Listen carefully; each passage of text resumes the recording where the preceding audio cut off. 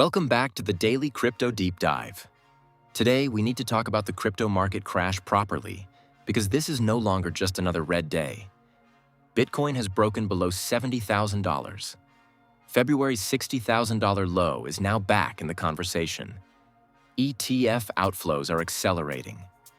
Saylor's strategy has sold Bitcoin for the first time in years. Mt. Gox has moved more than $700 million worth of Bitcoin.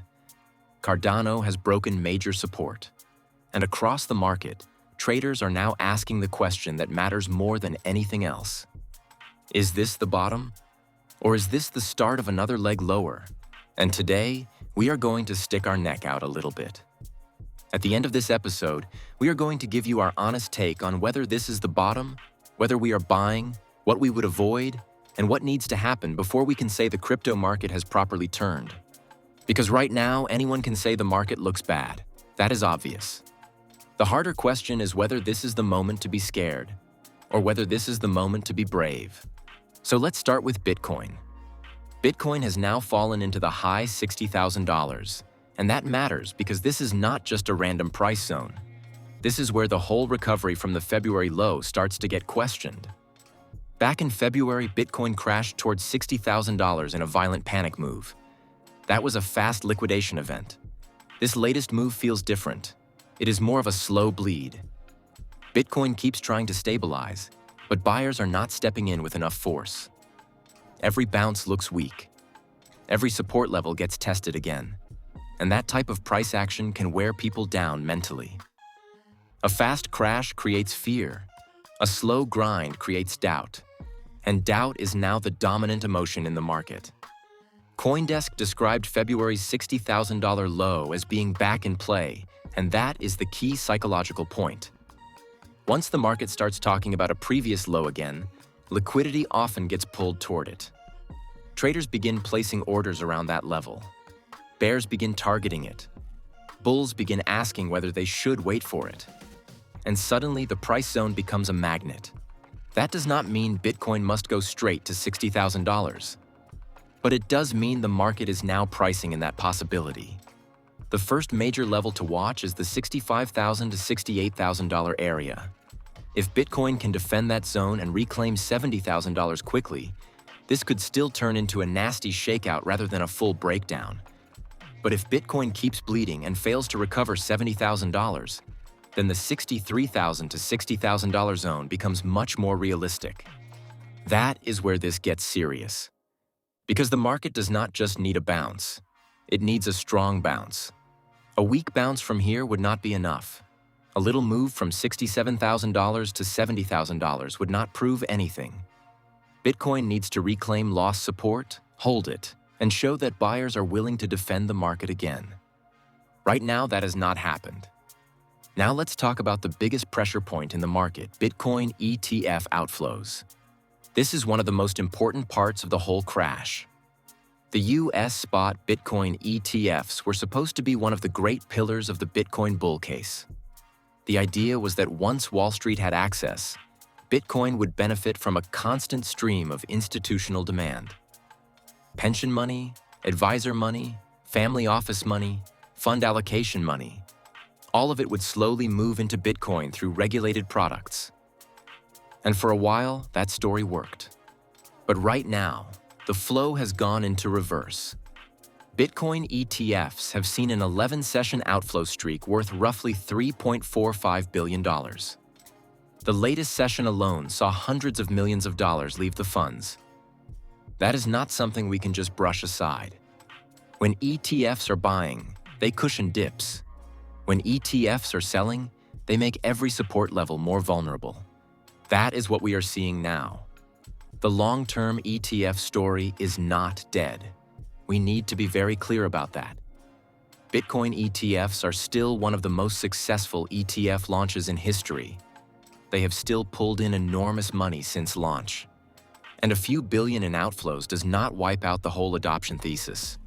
But in the short term, the flow is dangerous. This is where analysts are split. Some analysts are saying the ETF outflows look scary but are not fatal. Eric Balchunas has made the point that a few $billion leaving a huge ETF category does not destroy the overall picture. In traditional ETF terms, flows move in and out all the time. Investors rebalance. Traders take risk off. Institutions adjust exposure. That is the calmer interpretation. But the bearish interpretation is that Bitcoin is not just any ETF market. Bitcoin is a reflexive market. When price drops, sentiment weakens. When sentiment weakens, ETF investors pull money. When ETF investors pull money, price drops further.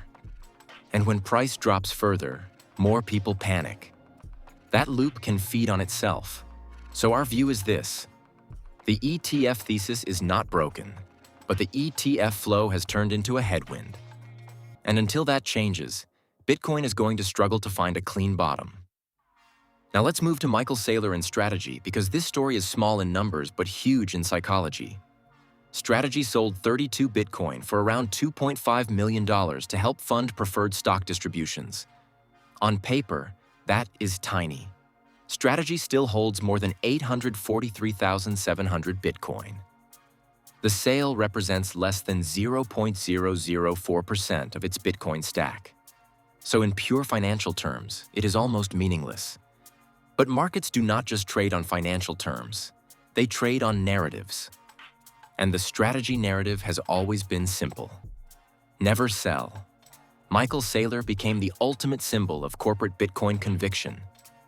Buy Bitcoin, hold Bitcoin, raise capital, buy more Bitcoin, repeat forever.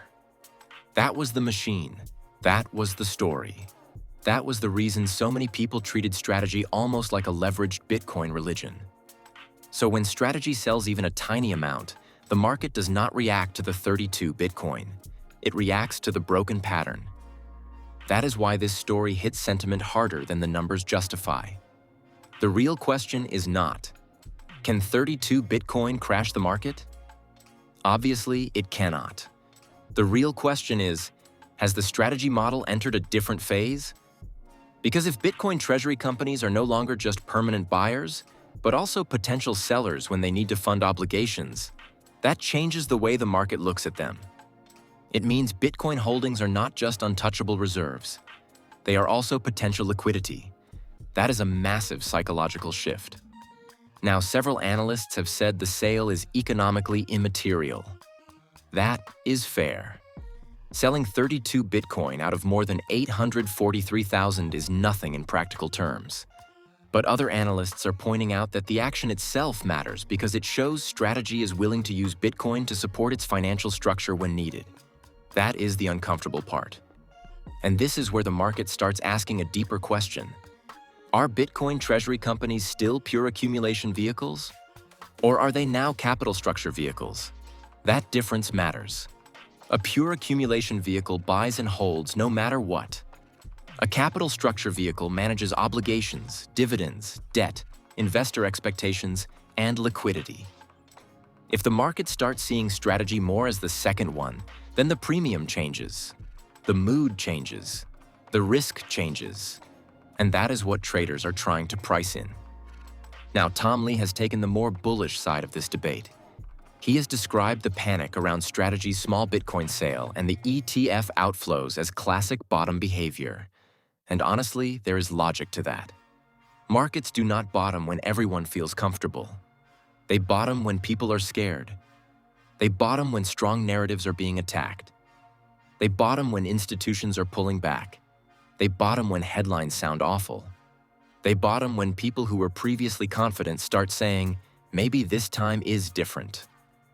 And that is exactly what is happening now. Bitcoin ETF demand is being questioned. Michael Saylor's conviction is being questioned. The treasury company model is being questioned. The idea of Bitcoin as the clean institutional winner is being questioned. Altcoin support levels are being questioned. That does look like bottom behavior. But bottom behavior is not the same thing as a confirmed bottom. That is where people get caught. A market can show bottoming behavior at $68,000 and still fall to $63,000. A market can look washed out and still need one final liquidation move. A market can feel cheap and still get cheaper. So Tom Lee may be right directionally. This may be the kind of fear that appears near the bottom, but that does not mean the exact low is already in. That distinction is crucial. Now let's talk about leverage, because this is one of the biggest hidden dangers in the current market. Open interest in Bitcoin remains very high. Funding rates have still been positive in parts of the derivatives market, which suggests a lot of traders are still trying to catch the bounce with leverage. That is not ideal. If spot demand is weak but leveraged longs are still hanging around, the market can still flush lower. It means there are still traders to liquidate. It means there is still fuel for another sharp move down. A proper bottom usually needs one of two things. Either spot buyers step in aggressively and overwhelm the selling, or leveraged longs get wiped out and the market resets. Right now, we have not clearly seen either. We have fear, but not full capitulation. We have selling, but not a clean reset. We have bearish headlines, but not yet a clear reversal. That is why this market is dangerous. Now let's bring in Mt. Gox. Mt. Gox moved 10,422 Bitcoin, worth around $739 million. That is a huge number, and naturally, the market noticed immediately. When Bitcoin is already falling, the last thing traders want to see is an old exchange estate moving hundreds of millions of dollars worth of Bitcoin. The scary version of the story is simple. Mt. Gox is moving Bitcoin, so maybe it is about to sell. But the calmer version matters. The coins had not clearly moved to a known exchange address. That means there is no direct evidence that Mt. Gox is dumping Bitcoin on the market right now. It could be internal wallet management. It could be preparation for creditor repayments. It could be operational movement before future distribution. Bitcoin moving on-chain is not the same thing as Bitcoin being sold. That is a key point. But the market is sensitive because Mt. Gox remains one of crypto's longest-running overhangs. It has been hanging over Bitcoin for years. Every time these wallets move, traders get nervous. And in a weak market, even uncertainty becomes bearish. So we should not overstate it, but we should not ignore it either. Mt. Gox is not confirmed selling right now, but Mt. Gox is still a psychological risk.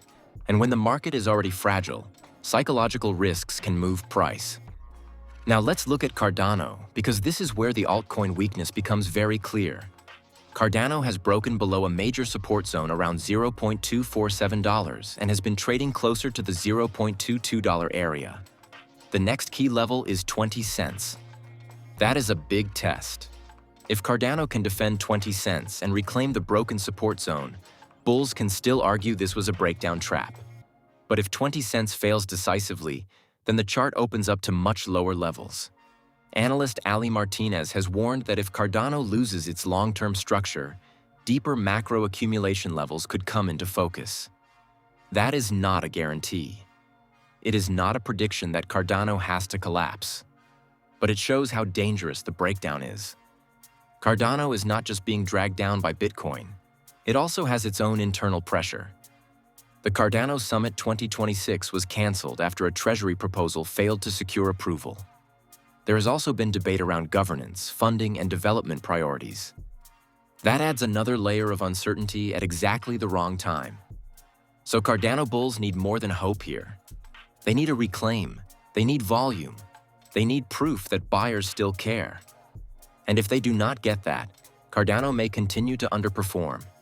This is the broader message for altcoins. When Bitcoin is strong, altcoins can survive with weak narratives. When Bitcoin is weak, weak narratives get punished. That is why we need to be selective now. This is not the time to buy every dip blindly. This is the time to ask which assets actually have liquidity, adoption, revenue, developer activity, institutional interest, or strong community support. Because if Bitcoin retests $60,000, many altcoins could still fall much harder than Bitcoin. That does not mean altcoins are dead. It means you need to be much more ruthless. Now, while all this fear is happening, there is also a very important institutional story building underneath the market. Franklin Templeton is teaming up with MoonPay to let eligible institutional investors move between stablecoins and tokenized money market funds directly on-chain. That may not sound as exciting as a Bitcoin crash headline, but it could be more important long-term. This is real-world finance moving onto blockchain rails. It means big investors can move from stablecoins into yield-generating tokenized funds without leaving the blockchain environment. That is exactly the kind of infrastructure traditional finance has been slowly building toward. And this is where we need to step back. Bitcoin is falling, altcoins are weak, sentiment is awful. But Wall Street is still building. Franklin Templeton is still building. Tokenized money markets are still growing. Stablecoin infrastructure is still becoming more important. Institutions are still preparing for a future where financial assets move 24/7 on-chain. That is the contradiction in crypto right now. Price looks bad, infrastructure looks strong, and that is often what happens before the next cycle becomes obvious to everyone else. The builders keep building while the traders panic. That does not mean you should blindly buy everything. But it does mean the long-term adoption story has not disappeared just because Bitcoin is having a brutal month. And if you are using these markets to build a longer-term position, make sure you are doing it properly. You can check out Kraken using the link in the description. If you sign up through our Kraken link and qualify, we are still offering 20 XRP to listeners through the link. As always, only invest what you can afford to lose. Use proper risk management, and do not let a crash force you into emotional decisions. Now let's get into the big question. Is this the bottom? Here is our honest take. We do not think the market has fully confirmed the bottom yet, but we do think Bitcoin is now entering the area where a bottom can form. That is the difference. The $60,000 to $68,000 zone is exactly where we would expect serious buyers to start paying attention. It lines up with the old February low. It lines up with the fear zone. It lines up with where long-term holders may start defending. And it lines up with the kind of sentiment washout that often happens near major turning points. So yes, this is a buy zone for long-term investors. But no, we would not go all in here. That is our position. If we were buying, we would be scaling in slowly, not trying to nail the exact bottom, not using leverage, not throwing everything in on one candle. We would be buying in stages, holding some cash back in case Bitcoin does retest $63,000 or even $60,000. Because the market has not given enough confirmation yet. To call the bottom properly, we would want to see several things. First, Bitcoin needs to reclaim and hold $70,000. Second, ETF outflows need to slow or reverse. Third, Bitcoin needs to stop reacting badly to every strategy or Mt. Gox headline. Fourth, leverage needs to cool down. And fifth, stronger altcoins need to stop making new lows. Until those things happen, this is still a dangerous market. But dangerous does not mean uninvestable. It means you need to be controlled. Our view is that this looks more like a late-stage correction than the start of a completely new crypto winter. The reason is simple. Institutional infrastructure is still moving forward. Tokenization is still growing. Stablecoin rails are still expanding. Bitcoin ETF adoption is wounded short-term, but not dead long-term. And the panic now feels more like a market trying to flush out weak hands than a full collapse of the entire thesis.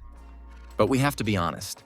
If Bitcoin loses $60,000 cleanly and ETF outflows continue, then the situation changes. At that point, the market could move from correction into deeper bear market territory.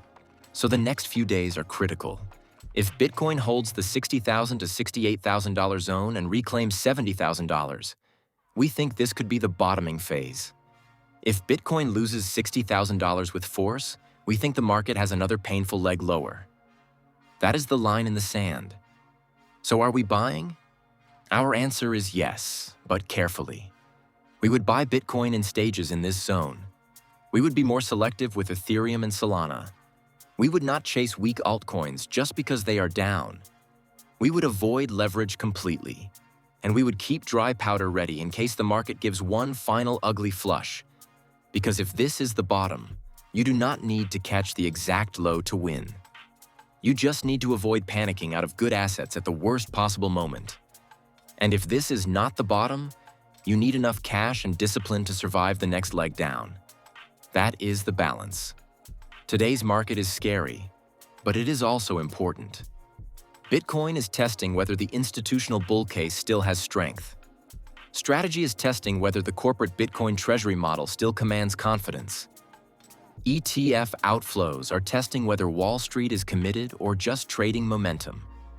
Mt. Gox is testing whether old supply fears can still shake the market. And Cardano is testing whether major altcoins can hold their final support levels. This is not a boring market. This is a defining market. And the way investors behave over the next week could matter more than the way they behaved during the entire last rally. So our final take is this.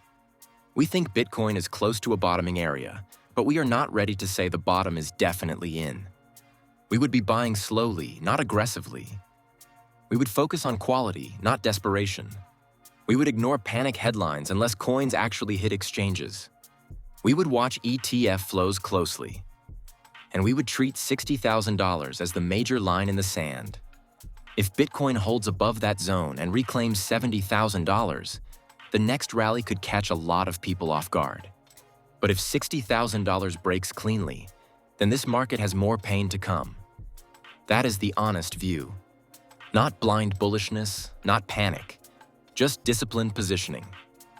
Drop your thoughts in the comments, smash like, follow, and we will see you at the top.